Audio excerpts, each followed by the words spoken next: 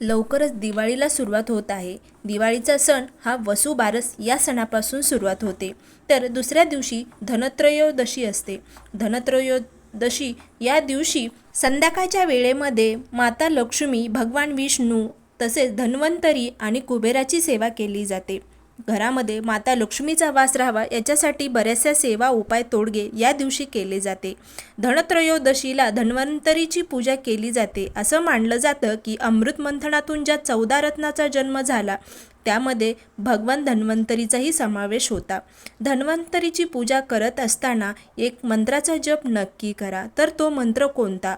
ओम नमो भगवते धन्वंतरीय विष्णुरूपाय नमो नमः. या मंत्राचा जप करणे लाभदायी ठरते. धन्वंतरीची पूजा करत असताना लवंग अर्पण केल्यामुळे घरामध्ये सुख समृद्धी वाढते आणि पैशाची चणचण कधीही भासत नाही. त्याचबरोबर धनत्रयोदशी दिवशी संध्याकाळी 13 दिवे लावणे शुभ मानले जाते. तुपाचा वापर करून 13 दिवे नक्की प्रज्वलित करा आणि त्यातील एक दिवा हा उत्तर दिशेला ठेवा.